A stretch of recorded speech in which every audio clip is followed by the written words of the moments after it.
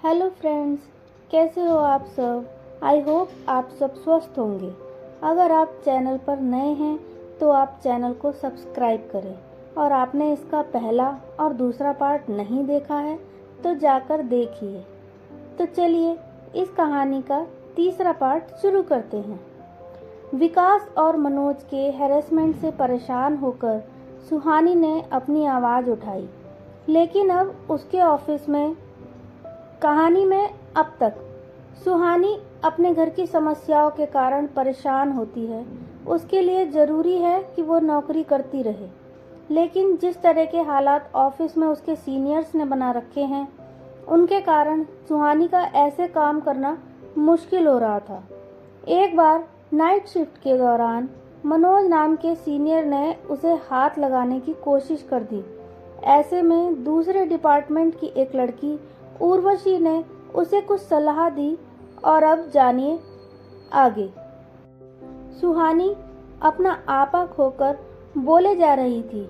उसे लग रहा था कि जिस तरह से उसके साथ हो रहा है, अगर वो यहाँ रुकी तो पागल हो जाएगी। ऐसे में घर की मजबूरियों के आगे सुहानी ने अपने स्वाभिमान के बारे में सोचा। अगर आपको लगता है कि आपकी इन सब बातों से मैं डर जाऊंगी तो ऐसा नहीं होगा। आप लोग मेरे साथ जो कर रहे हैं वो हैरेसमेंट है और ये लगातार हो रहा है। अब मैं चुप नहीं रहूंगी, सुहानी ने कहा।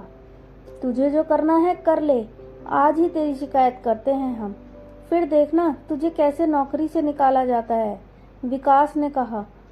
और मनोज अभी भी सुहानी को गुस्से में देख रहा था। सुहानी, तूने बहुत गलत पंगा ले लिया। तू नौकरी छोड़। अभी जो तूने पूरा महीना काम किया है ना, उसकी सैलरी भी नहीं मिलेगी तुझे। तू देख अब बस। मनोज अपनी बात कह ही रहा था कि बाहर से कोई आ गया। मनोज और विकास दोनों ने ही ये नहीं सोचा होगा कि कैसे सुहानी ने उनके खेल में उन्हें ही फंसा दिया। दरअसल सुहानी ने जब बोलना शुरू किया तो वह अपने फ़ोन पर लाइव स्ट्रीम ऑन कर रही थी। मनोज और विकास दोनों को ये पता नहीं था कि सुहानी ने पूरे ऑफिस के ग्रुप में इन दोनों की बातें वायरल कर दी थी। जो इंसान इस वक्त ऑफिस के अंदर आ रहा था वो इस कॉल सेंटर का मालिक था। प्रमोद सर अंदर आए और विकास और मनोज के सामने खड़े हो गए। हाँ जी, बताएं, आप क्या कह रहे थे? नौकरी का क्या किया जाएगा? किसे सैलरी नहीं मिलेगी? उनका इतना कहते ही विकास और मनोज दोनों ही कुछ भी नहीं कह पाए। दोनों ने ही एक सुर में बोलना शुरू कर दिया। सर, आप किसी बात पर यकीन ना कीजिए। इसने आपको यहाँ बुलाया है ना, हमने तो कुछ भी नहीं किया। हम बस इसे समझा ही रहे थे और ये लड़की सीधे हमारे ऊपर इल्ज़ाम लगाने लगी। इसने धमकी भी दी कि हमें पुलिस के पास ले जाएगी। हम सालों से यहाँ हैं सर, हमारी बात का यकीन कीजिए। आपको क्या लगा था आप कुछ भी करते रहेंगे और किसी को पता भी नहीं चलेगा?